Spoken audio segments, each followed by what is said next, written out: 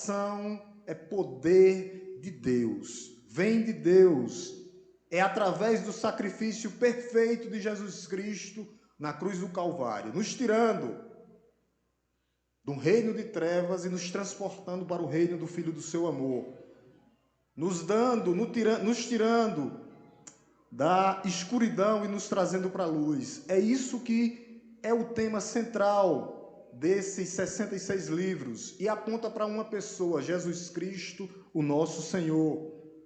Quando nós vemos a situação da igreja, Deus ele é poderoso. Quando nós percebemos do século 6 ao século 15 mais ou menos, a igreja vivia em escuridão, em trevas, porque perdeu a raiz central da pregação do evangelho. Quer dizer que a salvação é pela graça mediante a fé. E a igreja voltou a lutar por esse evangelho genuíno que salva pessoas mediante a fé, pela graça mediante a fé em Jesus Cristo. A igreja medieval incluiu várias coisas, como adoração dos santos, veneração dos santos, e a Bíblia é totalmente contra isso.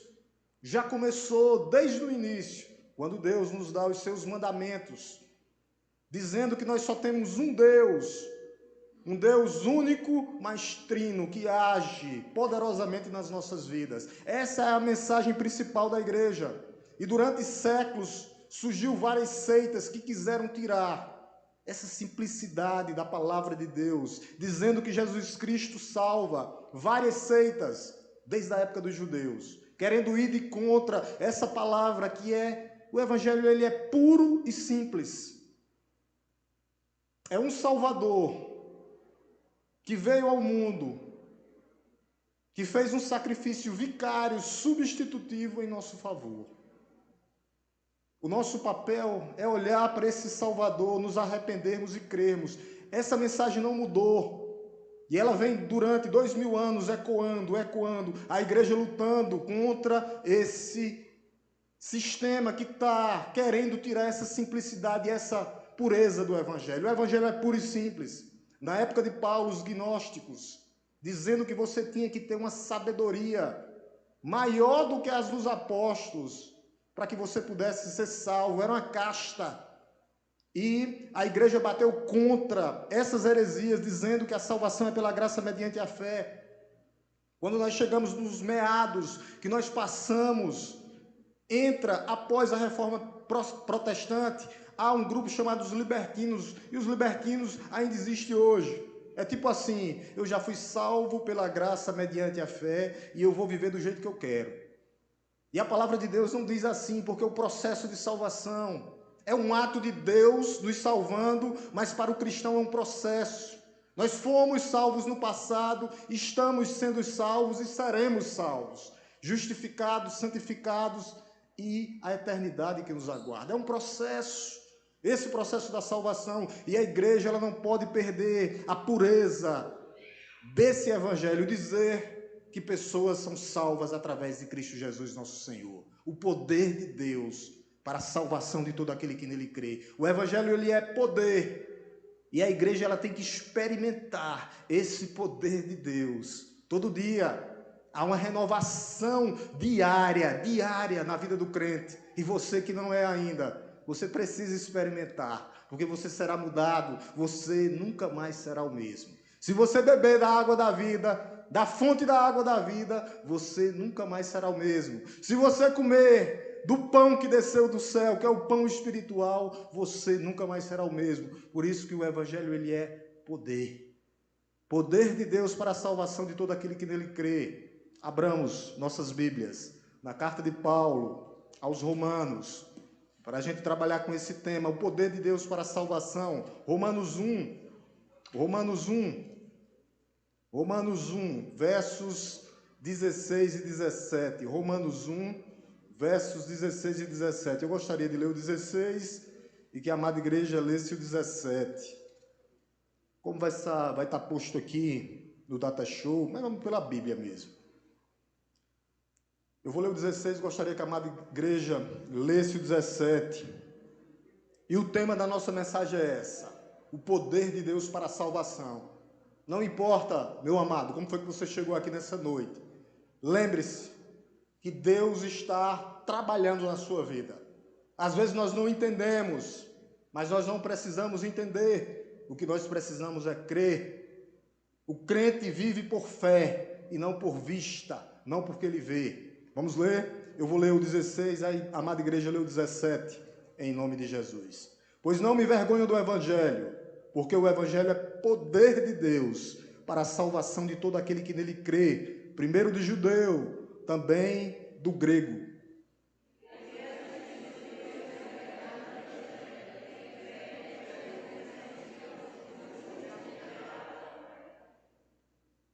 O justo viverá por fé. Essa é a mensagem central da palavra de Deus. Foi lá com Abraão. Abraão creu e foi-lhe imputado a justiça de Deus. Que é isso? Amputado não é que torar o braço não, é imputado. Imputado, colocado a justiça de Cristo em Abraão. Sempre foi por Cristo. Antigo Testamento, salvo pela promessa, Novo Testamento, o cumprimento da promessa. Sempre foi assim. Cristo é o centro de quê, pastor? De tudo que somos, de tudo que temos. Cristo é o centro da pregação da igreja, Cristo é o centro da nossa vida e o foco da igreja tem que ser Ele. Nós não podemos perdê-lo de vista. Haverá tribulações, tempestades, mas o autor, ele está no barco. Aquele que começou, ele está no barco. Por isso, esse evangelho, ele é poder de Deus para a salvação. Quando você lê essa carta do apóstolo Paulo, no início, ele já dá aqui 4 características daquele que será salvo pela graça mediante a fé. É pela graça mediante a fé. Por quê, pastor? Para que o homem não se orgulhe quando chegar lá. Até isso Deus fez perfeito, porque nós nascemos inclinados a querer fazer a vontade do nosso coração. E Deus, ele salva pecadores mediante a graça, pela fé. No capítulo 1, só para a gente pegar o contexto. Capítulo 1, Paulo dá 4 características daqueles que serão alcançados pela graça mediante a fé. A primeira que Paulo diz aqui, Paulo vai falar, Paulo, capítulo 1, verso 1, Paulo, servo de Cristo. A primeira característica daquelas pessoas que serão alcançadas pela graça mediante a fé é que nós fomos e nós nos tornamos servo. E um servo, ele tem dono. Você tem dono, e o dono é o Pai que estás no céu. Você é uma propriedade particular, propriedade exclusiva do Senhor, servos de Deus. Essa é a primeira característica. Por isso que o Jesus diz, eu estou aqui para servir. Servir, o crente tem que servir, e o servir em tudo que nós possamos ou venhamos a fazer. Essa é a primeira característica do salvo que Paulo fala. Segunda característica do salvo que Paulo fala, ele continua no verso 1. Paulo, servo de Cristo, chamado. Se você está aqui hoje nessa noite é porque você foi chamado. Sabe o que é que Deus faz com os nossos corações? Ele espedaça o coração do crente. Ele chama o crente. E esse chamado é um chamado no coração irresistível. Quando Deus chama, que chama pela sua maravilhosa graça, você vem. Se você está aqui nessa noite hoje, é por causa dessa segunda característica de Deus, porque você foi chamado, chamada. Servo chamado. Para quê, pastor? Verso 1 ainda, ele vai dizer que eu, Paulo, sou apóstolo. Não existe mais apóstolos hoje, como os 12 Paulo, mas a palavra aqui que está no verso 1 tem o significado de enviado. Então, todo cristão é um missionário. A palavra aqui, apóstolo, é missionário, enviado de Deus. Vocês lembram Mateus 28? Toda autoridade me foi dada dos céus e na terra. Portanto, ide por todo mundo.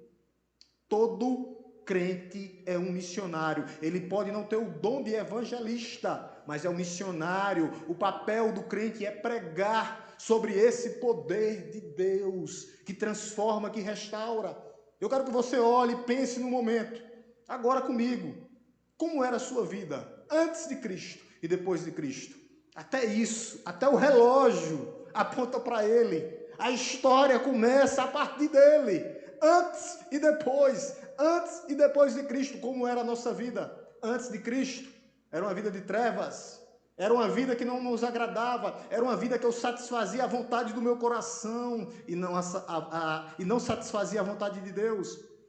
Quarta característica. Paulo, primeiro, servo. Segundo, chamado. Terceiro, enviado como apóstolo. Você faz parte disso. E o quarto, ou a quarta característica de um filho de Deus é que você foi separado. Versículo 1 ainda. Paulo, servo de Cristo Jesus, chamado para ser enviado, separado para o Evangelho. Você foi separado, meu irmão, por Deus. E a palavra aqui é literalmente santo. Separado por Deus. Para quê, pastor? Para anunciar o evangelho da salvação. Separado do mundo. Nós vivemos no mundo, mas nós não compartilhamos com o que o mundo pensa, a forma de pensar, de agir deles, não. Nós estamos no mundo para influenciá-los, não para ser influenciados, não para nos envolvermos com as questões que podem nos afastar de Cristo, não. Nós somos testemunhas. O próprio Senhor Jesus Cristo disse que nós fomos separados para ser testemunhas e serão minhas testemunhas. Jerusalém, Judeia, Samaria e em Araripina. E em Araripina, o cristão tem que resplandecer a imagem, a beleza e a santidade de Cristo Jesus, nosso Senhor. Foi para isso que você nasceu, não tem a música? Para que eu nasci? Para servir. Para que foi que eu nasci? Para adorar. Para que foi que você nasceu? Separado para brilhar e resplandecer a glória de Cristo. Não a mim, não a sua, somente Cristo. Somente Cristo em nossas vidas. Por isso que o Evangelho ele é poder de Deus.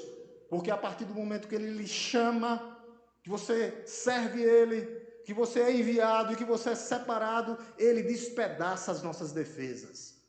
É isso, a intenção de Deus nessa noite é despedaçar as nossas defesas, para que nós possamos ter total dependência dEle, para que nós possamos olhar para Ele, não tirar os olhos dEle, não olhar para as tempestades que vão aparecer, faz parte das tempestades. A Bíblia nunca negou isso. Todos passaram por dificuldades, todo servo de Deus passou por dificuldades. Então isso nos dá um norte, que a questão é permanecermos, eu já sou, eu permaneço em Cristo, alicerçado na rocha eterna que é Cristo Jesus, nosso Senhor. É assim que um crente faz, é assim que um crente vive, alicerçado nessa rocha que é Jesus Cristo, nosso Senhor. E esse homem teve um encontro pessoal com Jesus, um encontro pessoal com Jesus. E esses versículos são dois versículos gloriosos, majestosos, poderosos, que trouxe a igreja novamente para o crivo da palavra de Deus. Deus usou esses dois versículos para converter um homem, um monge agustiniano chamado Martinho Lutero. Deus chama pessoas, Deus sempre teve os seus. Durante esse período, era um período de trevas, mas Deus teve os seus. Antes dele, 100 anos, teve um homem chamado Sanavarola, que foi queimado vivo por pregar a Bíblia, por pregar Cristo crucificado, mas ressurreto dos mortos. Mas esse homem Deus levantou. Para quê, pastor? Para escrever a Bíblia numa linguagem simples que cada uma pessoa poderia entender a palavra de Deus. Deus traz luz novamente, aonde a igreja vivia em trevas, e Deus traz a igreja novamente para as raízes centrais do Evangelho. Por isso o apóstolo Paulo faz essa primeira declaração aqui. São 4 declarações, 4 pontos que ele dá aqui no versículo 1, e ele fecha no versículo 17, dizendo que o justo viverá por fé. A primeira declaração de Paulo nessa noite é para você. É para você.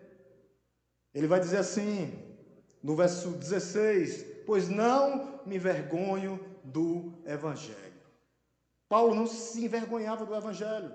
Versículo 16, deixe sua Bíblia aberta. Está aqui, mas deixa aberta. Eu não me envergonho do Evangelho. A pergunta que fica para a igreja nessa noite é: nós temos nos envergonhado do Evangelho?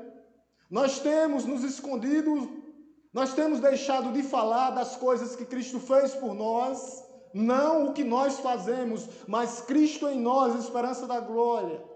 Nós temos nos escondido da palavra de Deus, nós temos nos envergonhado de dizer que Cristo salva pessoas, Cristo restaura pessoas, o que Ele fez comigo e com você um dia. Nós temos nos envergonhado de dizer que esse evangelho é poder de Deus para a salvação de todo aquele que nele crê. Se nós estivermos nos envergonhando, nós temos que repensar as nossas vidas.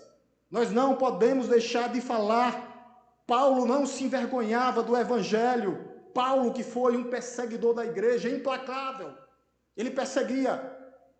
Ele tinha cartas do sinédrio, fariseus, para perseguir, torturar, prender e, no caso de Estevão, autorizar a morte de Estevão, um dos primeiros mártires que teve na vida da igreja.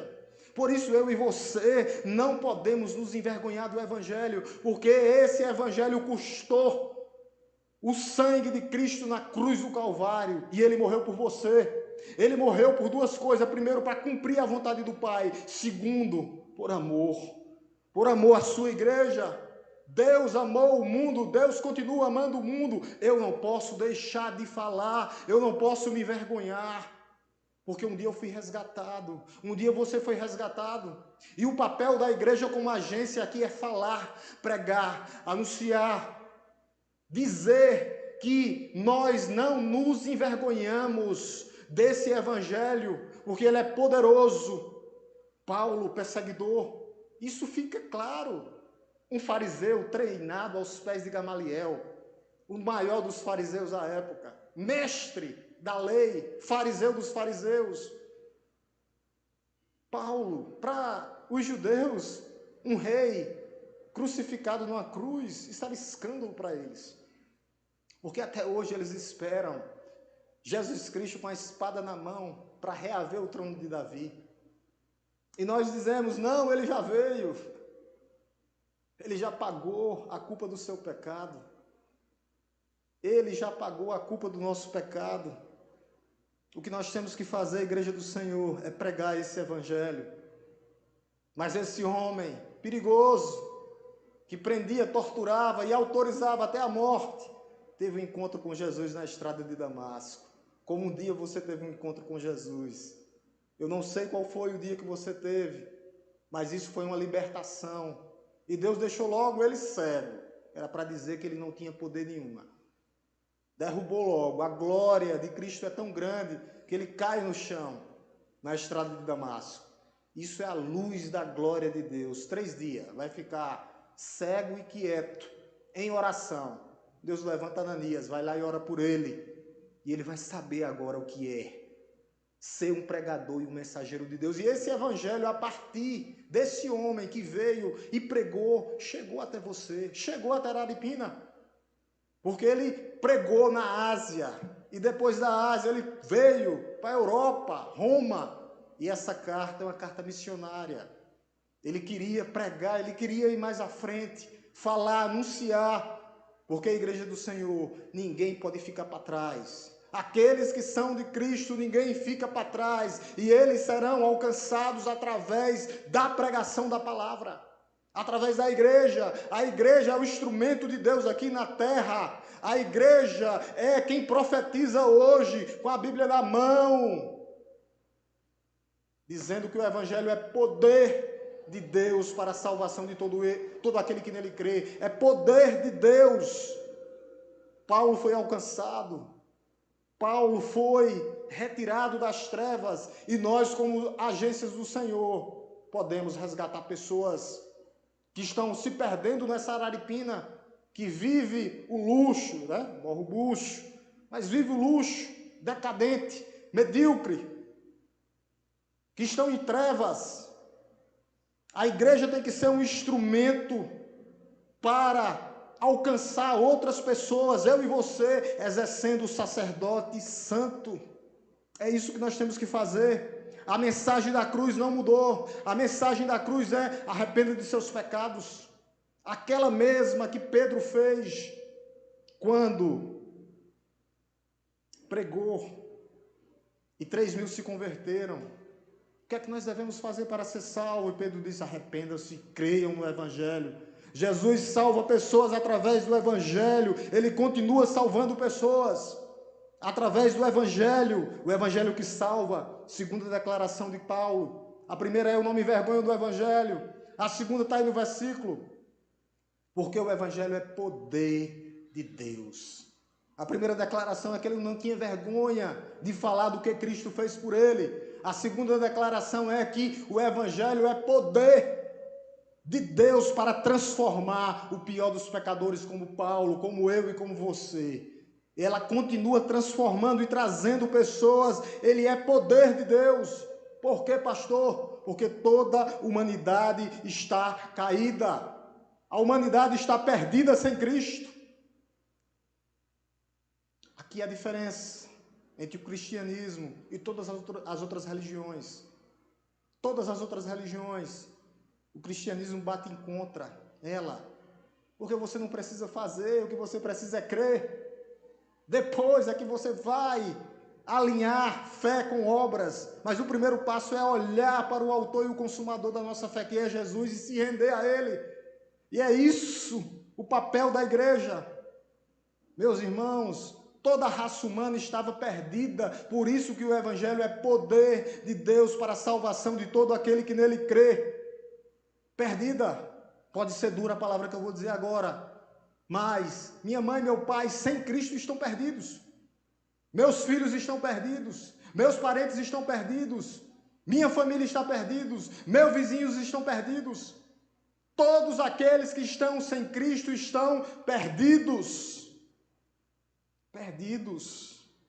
Cristo é a solução, por isso o Evangelho é poder para resgatar, para trazer de volta, para reconciliar, para botar o ser humano no eixo.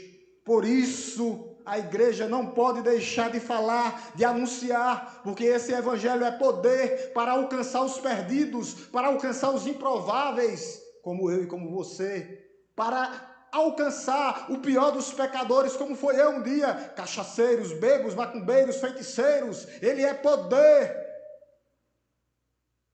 Poder de Deus para a salvação de todo aquele que nele crê, para transformar o prostituto num homem decente, para trazer o homem orgulhoso e abater, e ele agora começar a servir Deus, como Paulo fez. Por que é que eu não posso deixar de pregar o Evangelho de Deus? Dê um pulinho para frente, capítulo 3, versículo 23, daqui a pouco a gente volta.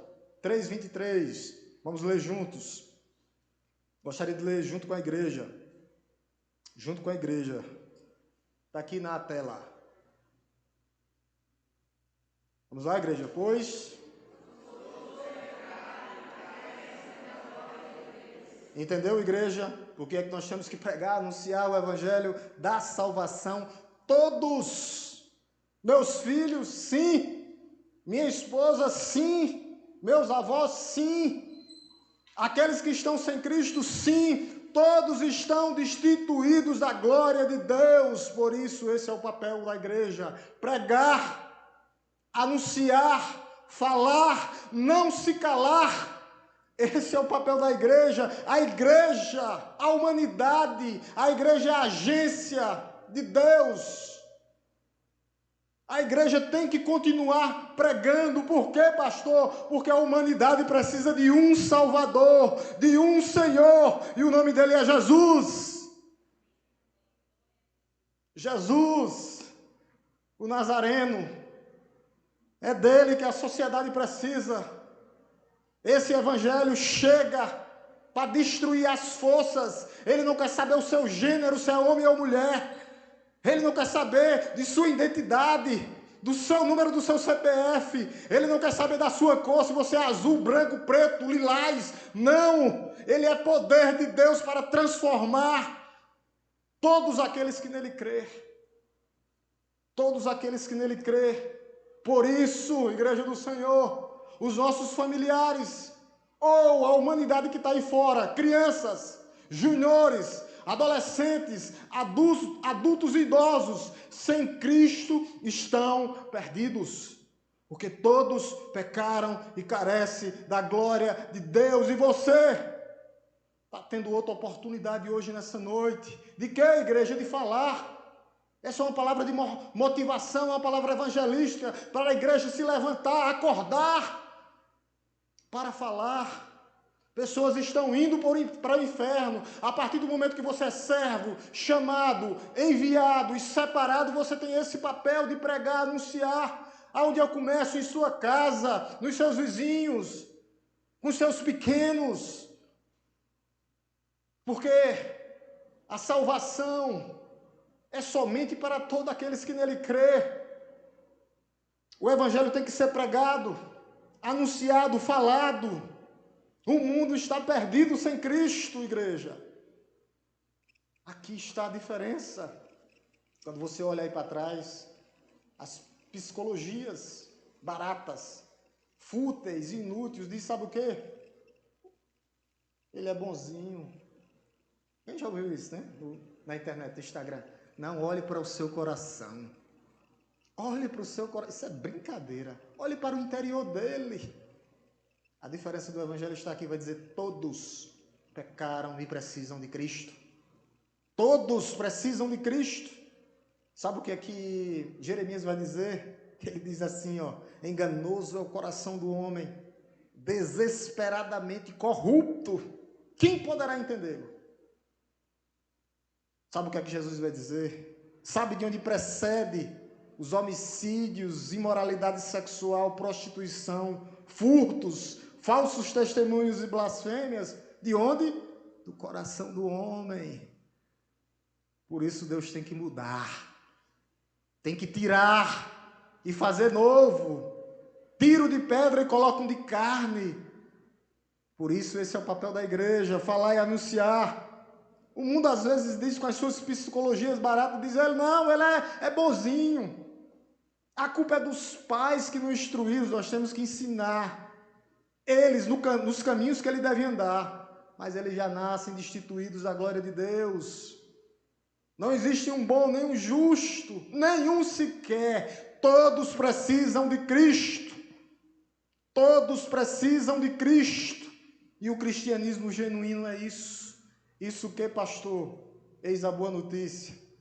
Cristo tira o coração de pedra e coloca o coração de carne. Cristo transforma e continua transformando. Mas o evangelho tem a má notícia. A má notícia é que todos pecaram e estão destituídos da glória de Deus. Todos quebraram a lei de Deus. Todos estão afastados de Deus. Se a igreja não pregar, não falar, pessoas não se converterão. Esse é o papel da igreja. Porque eles estão sendo julgados. A igreja, há uma coisa inventada pela sociedade, né? O amor acima de tudo. E Deus, ele é amor, mas ele é justiça. O cálice da ira de Deus está sendo derramada sobre aqueles que não vão crer. Ele tem misericórdia da sua igreja. Por isso a igreja tem que pregar e anunciar o evangelho. Versículo 16 ainda, terceiro ponto. A terceira declaração, Paulo fala do evangelho, logo no começo.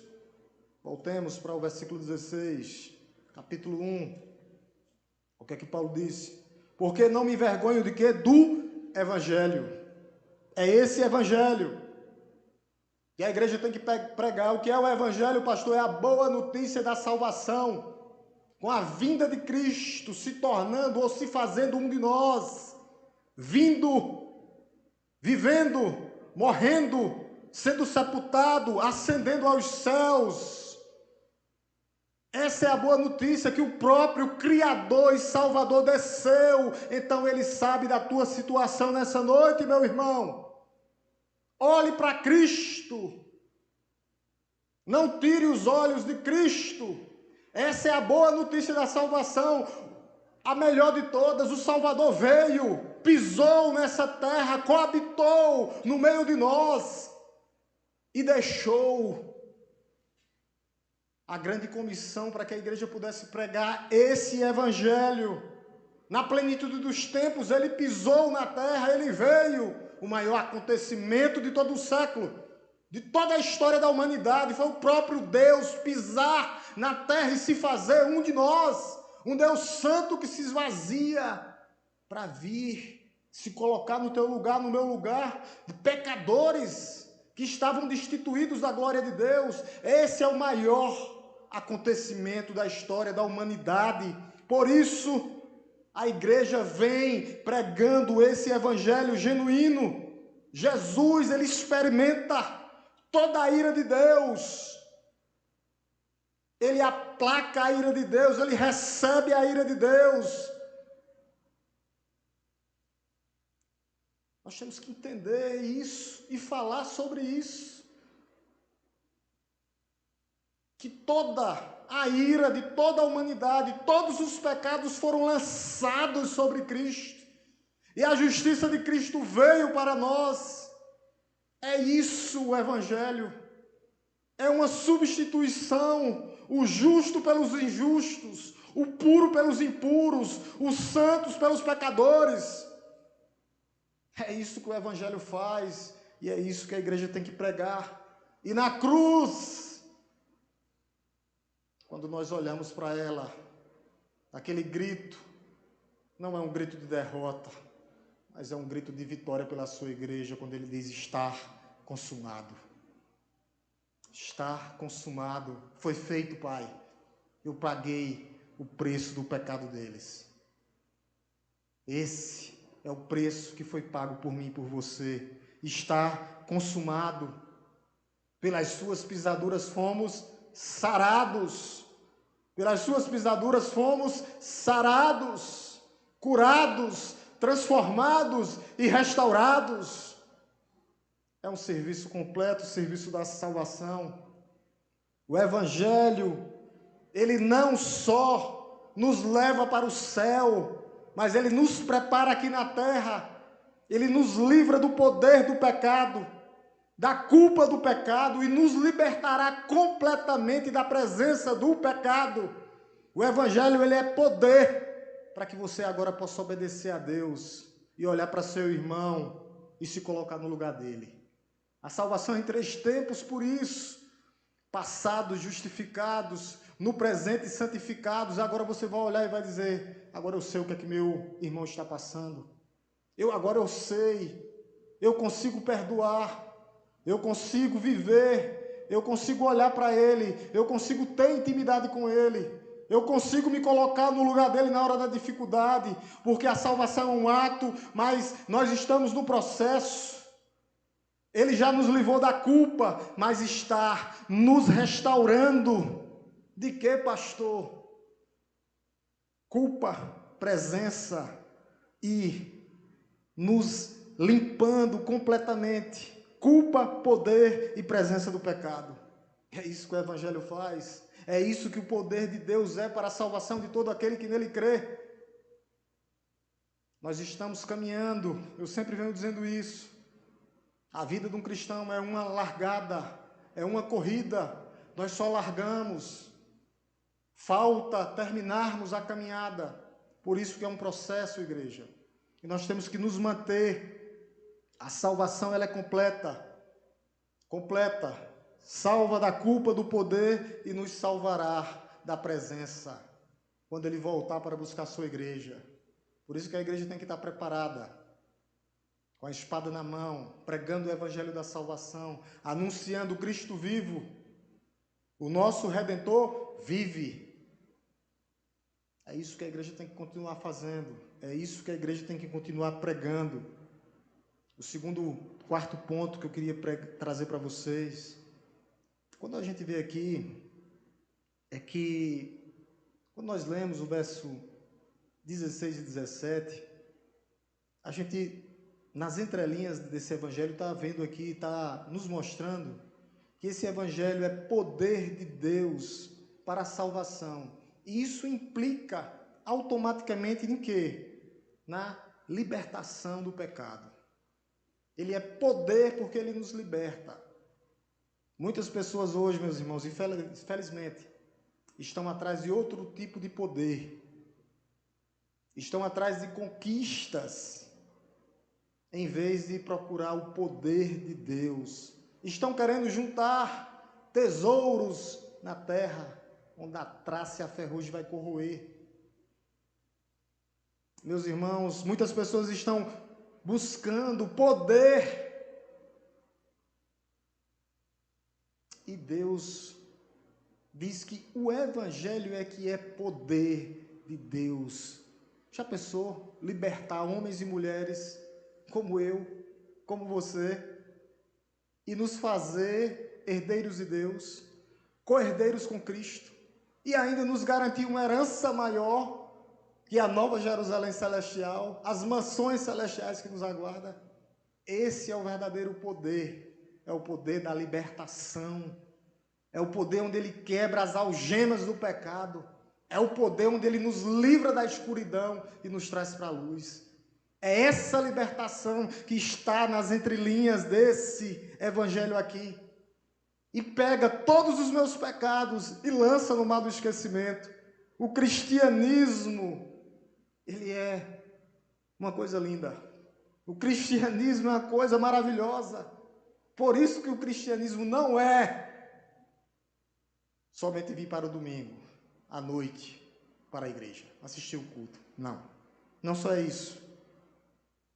O cristianismo não é somente eu estar aqui nos encontros dos homens. Não, não só é isso. O cristianismo é algo muito maior. O cristianismo, ele olha para você, olha para mim e diz: experimente o poder de Deus. É isso que a igreja tem que experimentar, o poder de Deus para a salvação de todo aquele que nele crê. Quando a igreja experimentar esse poder, ela vai fazer o diferencial em Araripina. O Evangelho mudou a minha vida há 9 anos atrás. Eu me encontrava na escuridão que me assolava, deprimido, derrotado. E Ele marcou o encontro comigo, porque quem estava perdido era eu. E Ele me encontrou, e Ele me alcançou. Por isso Ele é poder de Deus para a salvação de todo aquele que nele crê. E eu criei, e hoje estou aqui. E você creu e hoje está aqui. Louvado seja o nome de Deus. E você pode crer que ainda não é. E experimentar esse poder de Deus para restaurar o seu coração, mudar e transformar o seu momento difícil. Por isso que o Evangelho ele vai de contra tudo. Não é por mérito. Porque se fosse por mérito, nós estaríamos distribuindo, brigando para ver quem ia chegar primeiro. Mas é por graça. Não é por raça ou cor, não. Não é pelo gênero, homem ou mulher. Ele alcança todas as idades, todas as condições sociais. Você pode ter 1 bilhão e ter R$1. O Evangelho é para todo aquele que nele crê. E a fé aqui não é a fé na minha fé, porque até o diabo crê e treme diante de Deus. Mas fé aqui é você se apropriar desse poder de Deus, literalmente.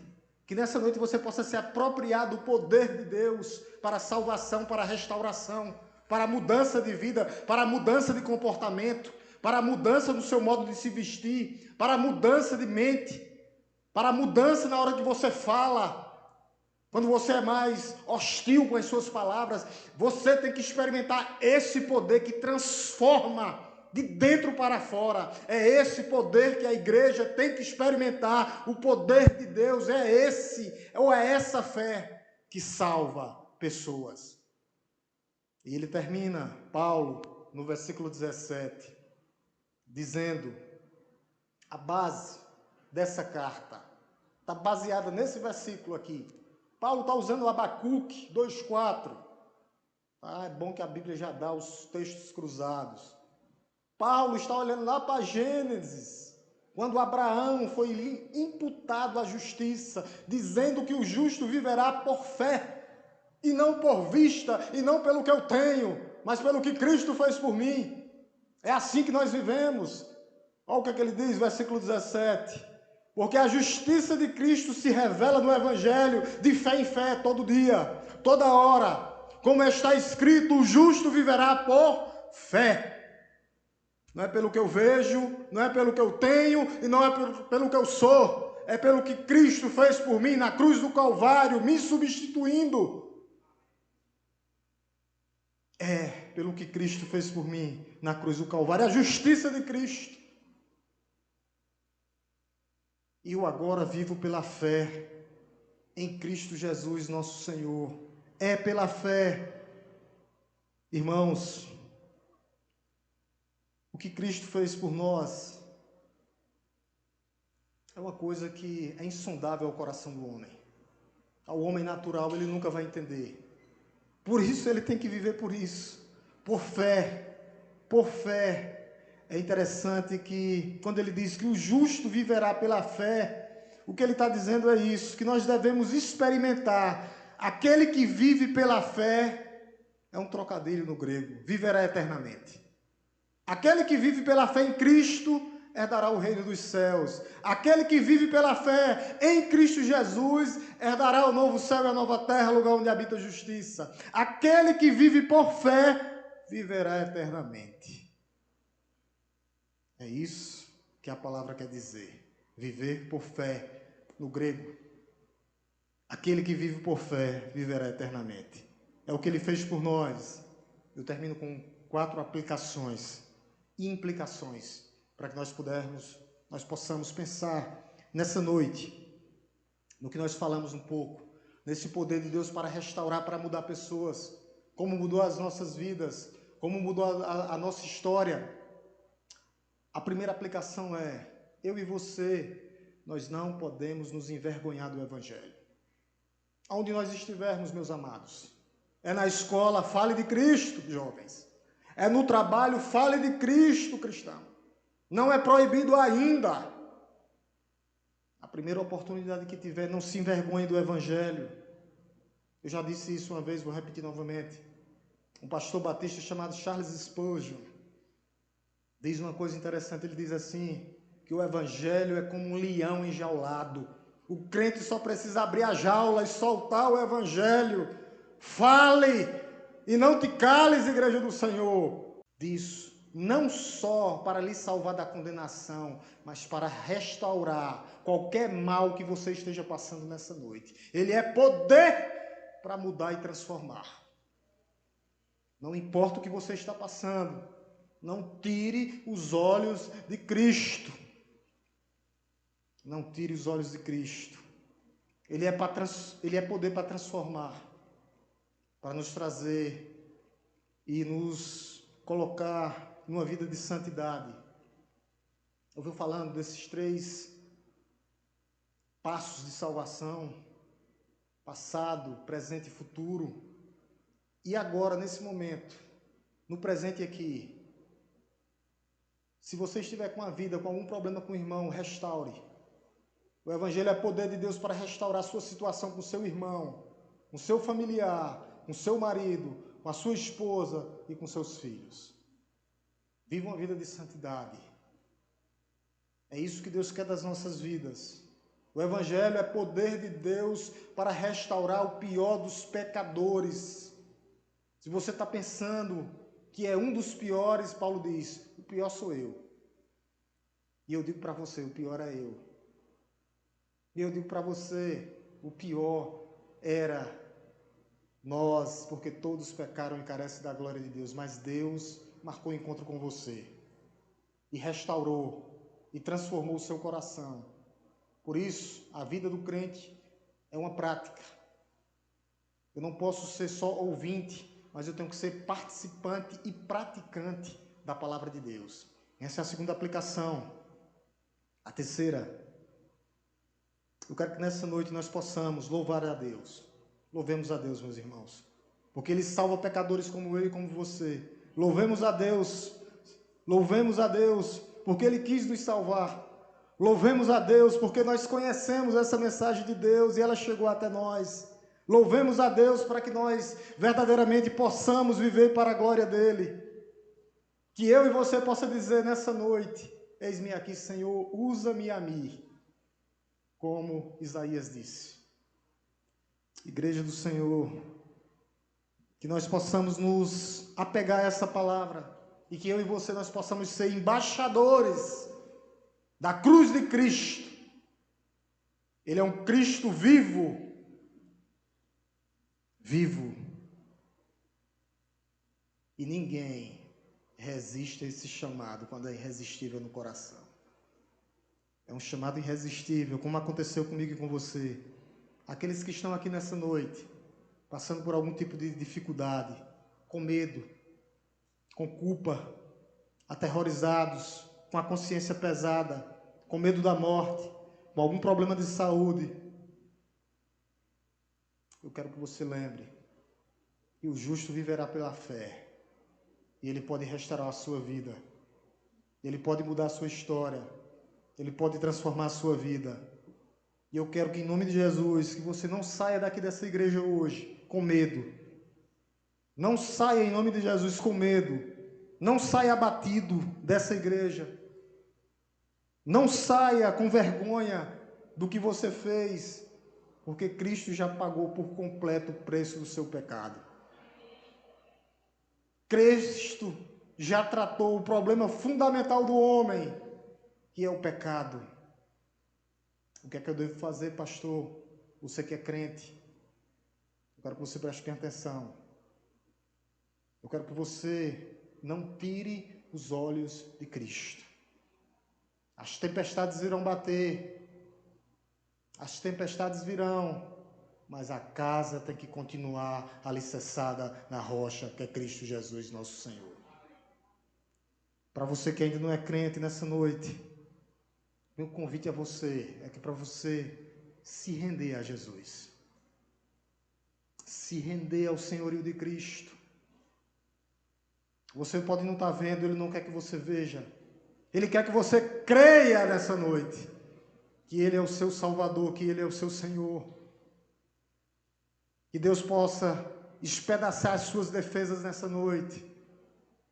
Que Deus possa entrar no profundo da sua alma e fazer a divisão de juntas e medulas com esse evangelho que é poder para desmiuçar e trazer todo aquele que nele crê para debaixo das suas asas.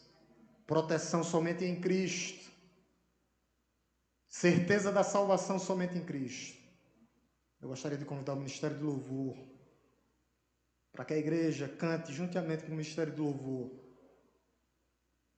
um cântico de um homem que fez esse hino. A igreja pode ficar sentada. Eu quero que a igreja cante, louve a Deus, porque nós fomos libertados. Nós éramos escravos e Deus nos salvou, Deus nos libertou. Ele continua trabalhando nas nossas vidas. Ele não dorme, Ele não dormita. Ele é o guarda de Israel, que guarda a nossa entrada, que guarda a nossa saída. Ele é o Deus Todo-Poderoso. Ele é o general por excelência, que luta as suas batalhas. Creia nisso nessa noite. Permaneça alicerçado na rocha eterna que é Cristo Jesus. Se fortaleça em Cristo. Em Cristo.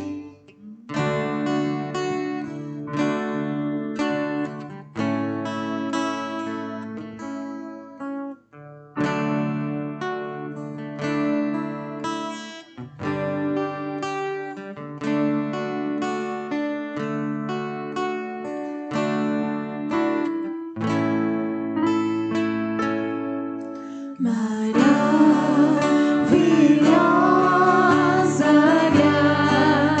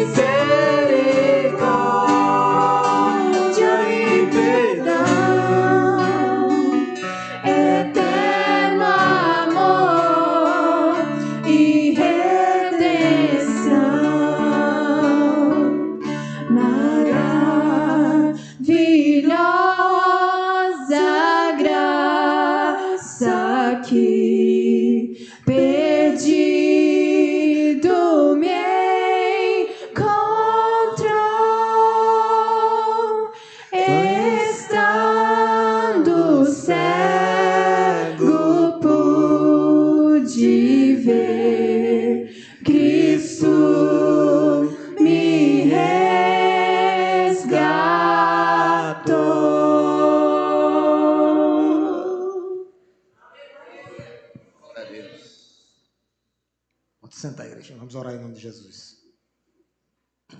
Oremos. Senhor nosso Deus, nosso Pai que estás no céu, nós te louvamos, Deus, nessa noite. Te bendizemos e agradecemos, ó Deus. Agradecidos, ó Deus, por causa da tua palavra, porque o teu evangelho é poder de Deus para a salvação de todo aquele que nele crê. Obrigado, Deus, pela vida da tua igreja, pela vida daqueles que nos visitam, ó Deus. Que o Senhor possa continuar, ó Deus, tratando o problema fundamental do homem, que é o pecado. Que o Senhor, através do Espírito Santo de Deus, possa continuar, ó Deus, trabalhando na vida daqueles que ouvirem a palavra de Deus, convencendo o homem, ó Deus, do pecado, da justiça e do juízo. Tu és um Deus todo-poderoso. É um Deus que mantém, que sustenta a tua igreja, ó Deus. Que a tua igreja possa estar com os olhos fixos no Senhor, que é o autor e o consumador da nossa fé. Que a tua igreja não olhe para trás, porque as coisas velhas se passaram e eis que tudo se fez novo. Ó Deus, aqueles que ainda não tiveram um encontro pessoal contigo hoje, que seja hoje, ó Deus, a noite de salvação na vida deles. Às vezes nós estamos, ó Deus, batendo de contra, não querendo escutar e se render a essa palavra. Mas que essa palavra possa fazer morada nos corações daqueles que nos visitam, transformando, restaurando, tirando o coração de pedra e colocando o coração de carne. Ó Deus, que seja noite de salvação nessa noite, da vida daqueles que já nos visitam, que já vêm à igreja. Ó Deus, que já escuta a palavra de Deus, que já conhece o evangelho da verdade. Ó Deus, que o Senhor possa trabalhar nesses corações nessa noite, mudando-os, transformando-os. Ó Deus Todo-Poderoso. Que o Senhor possa, ó Deus, nos fortalecer no restante dessa semana que pertence ao Senhor. A tua palavra diz que nós não podemos acrescentar um côvado no curso, ó Deus, mas o Senhor nos sustenta, ó Deus. E o Senhor tem propósito nas nossas vidas. Ó Deus, por isso, nós nos colocamos aqui diante de Ti, ó Deus, dependentes do Senhor. O que cada um está passando, ó Deus, nesse momento. Há problemas de vários tipos, ó Deus, problemas familiares, problemas de saúde, problemas financeiros. E o Senhor possa intervir, ó Deus, porque o Senhor é um Deus que intervém. O Senhor continua sendo um Deus todo-poderoso, um Deus que faz, um Deus que é. Ó Deus, que o Senhor possa entrar, transformando e restaurando essas vidas que precisam ser restauradas, ó Deus. Ó Deus Todo-Poderoso. Eu não poderia deixar de fazer o convite a alguém nessa noite que nos visita. A igreja continua orando. E gostaria de entregar a sua vida a Jesus, se rendendo a Jesus, confessando Jesus Cristo como Senhor e Salvador da sua vida, sabendo que o Evangelho é poder de Deus para a salvação de todo aquele que nele crê. Você que não é crente ainda, você que ainda não tomou uma decisão, que já está vindo para a igreja, ou que seja a primeira vez que escutou esse Evangelho da salvação, que é poder de Deus para transformar homens, mulheres, meninos e crianças. Alguém nessa noite que quer se render a Jesus Cristo, entregar a sua vida a Jesus, reconhecer que Jesus Cristo é seu único e suficiente Salvador. Se não há, que Deus possa te dar uma nova oportunidade de mudança, de restauração. Ainda em tua presença, ó Deus Todo-Poderoso, te louvamos nessa noite e te bendizemos. Que o amor de Deus Todo-Poderoso, Criador dos céus e da terra, que a graça redentora, transformadora, salvadora de nosso Senhor e Salvador Jesus Cristo, e que as doces consolações do Santo Espírito esteja conosco, não só hoje, mas todos os dias das nossas vidas. Oração silenciosa, a igreja se despede.